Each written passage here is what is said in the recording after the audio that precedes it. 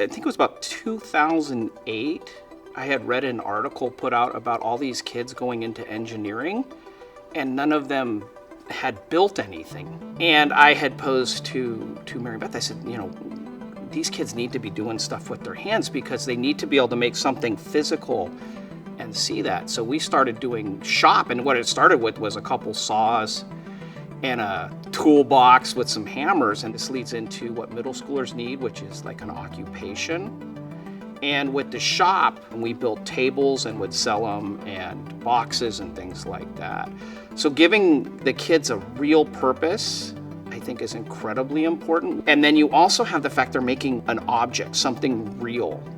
One of the things when I first started doing it, talking to kids about rotating things in space, is really difficult if all you're doing it is either modeled on a computer, because it'll move it for you and automatically fill it in, versus when you have a kid and okay, you want your box to open this way, where are the hinges gonna go, things like that. Anytime you can give kids anything that is concrete to start with, then going to the abstract is so much better. An example might be if we're working in math, we introduce the concept with materials, and the materials are representing something that's really abstract. In this case, mathematics, it's representing certain actions a number can have performed to it. Where like woodshop, it's the same thing. I'm giving them concrete. Here was a tree, it's now been broken into this lumber.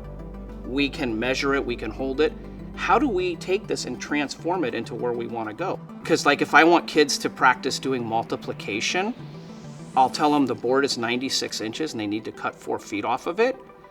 And as you remember, 4 feet is 48 inches, and then they can either do quick subtraction, or quickly they'll convert the board length to feet and they'll subtract that way. If they have a project, I make them estimate about how many board feet they need to buy, and then we'll go down to the store. And that, I think, is just great, because then it takes something that was so abstract, take it to that lifting of the wood that's really concrete, to then wait, we now have to take this concrete idea and now abstract it again.